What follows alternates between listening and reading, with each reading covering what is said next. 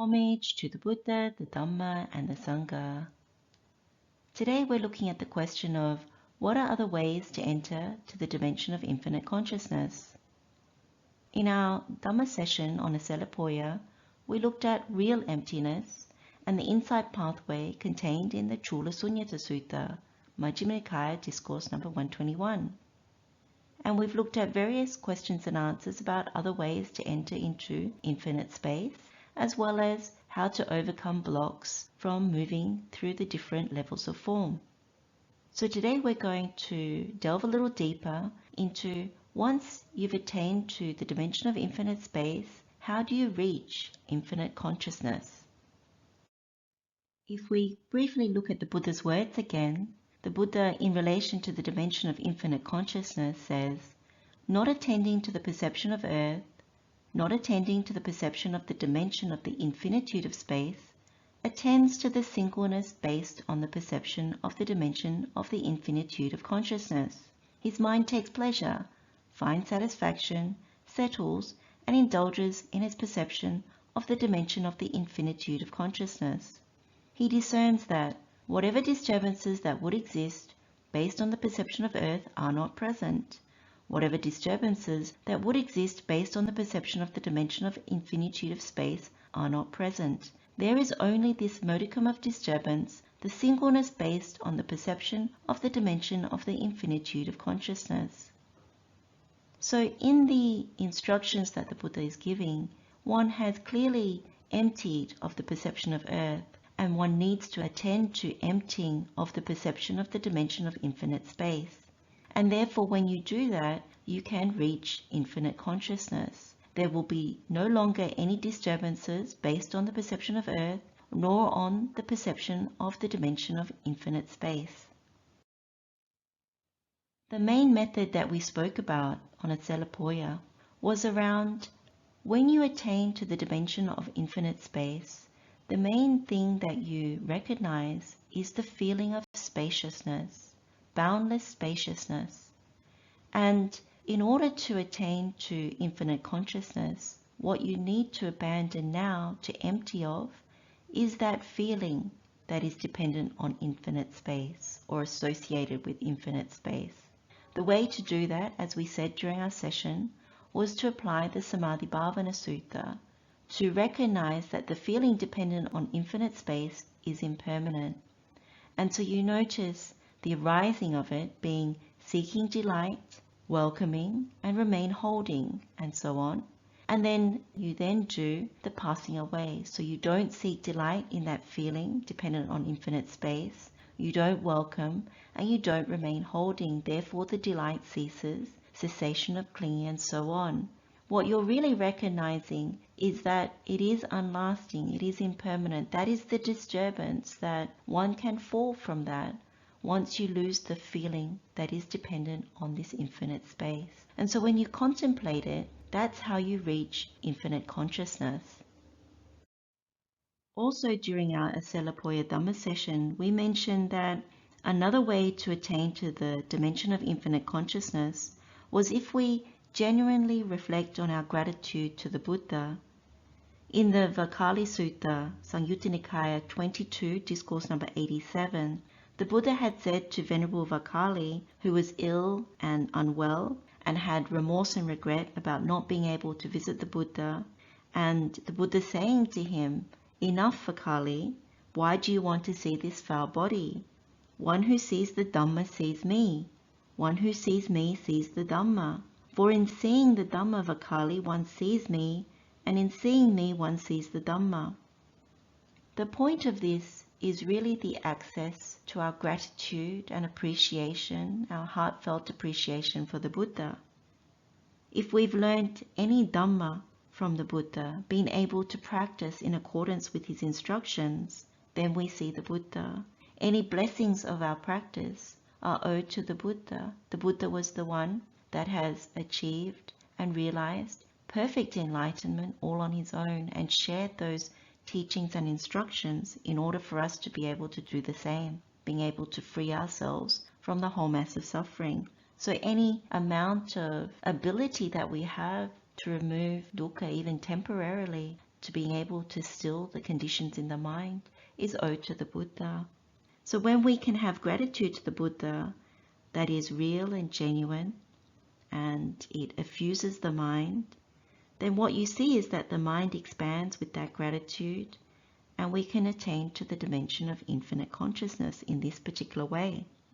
Gratitude has a very joyful aspect to it. It's effusive, expansive, particularly in the mind. And it's also closely linked to sympathetic or altruistic joy, mudita in Pali.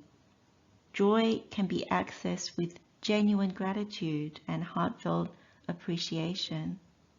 There's a tremendous amount of this sense of goodwill, of goodness that can be tapped into when you connect at the level of gratitude. When we look at applying the Vatthūpama Sutta, this will become clearer as we'll see the link to infinite consciousness.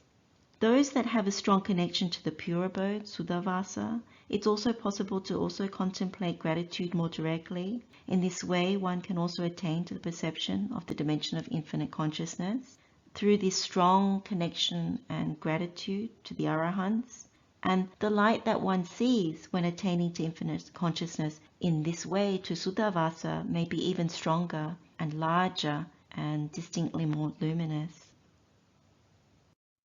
One other way of attaining to the dimension of infinite consciousness is about the Vatthūpama Sutta and the contemplation of derogation. This is another method to attain to infinite consciousness. So before we go into the Vatthūpama Sutta, it's good to take a brief look at the Buddha's words again from Mettāsahagata Sutta. This is Samyutta Nikaya, chapter 46, discourse number 54. And the Buddha, as you remember, is teaching the bhikkhus about the Brahmaviharas and the enlightenment factors and the liberations. With reference to how liberation of the mind by joy is developed, the Buddha makes the following statement towards the end. Or else by completely transcending the base of the infinity of space, aware that consciousness is infinite, he enters and dwells in the base of the infinity of consciousness. Bhikkhus, the liberation of mind by altruistic joy has the base of the infinity of consciousness as its culmination, I say, for a wise bhikkhu here who has not penetrated to a superior liberation. Again, this reminds us of our lengthy Dhamma session on the Vatthūpama Sutta, and Vatthūpama Sutta is Majjhima Nikaya, discourse number 7. If you remember what blocks altruistic joy or mudita, you would also know what blocks the dimension of infinite consciousness. So it is derogation, or makka in Pali. In simple terms, derogation is where we have contempt. So this is a strong dislike or a strong intolerance for others. What we do when we derogate is to belittle others by erasing their good qualities or by reducing their good qualities. We are not able to tolerate them or something associated with them, and therefore we're unable to be happy with them. When we derogate others, there is a strong sense of self, me and mine. This is what blocks any happiness or joy towards others. So what is important in the meditation by using this method is to examine how derogation arises. This is due to anger, or in Pali, krodha. Anger, as we all know, is when there is meanness or mental hate that arises in the mind. We may think someone has hurt or harmed us or those we care about. This is either in the past, or they are currently doing something, or we expect them to do it in the future, and so we harbor anger towards them. With anger, we may even wish harm on them, particularly if we feel justified in our anger. We may think thoughts and have the receipts to prove why our anger is justified, thinking, they did this to me, or they are doing this to my loved ones, or they will do this again to us. When we derogate someone, it's important to recognize that it stems from this anger. We can't be happy or joyful when we are angry.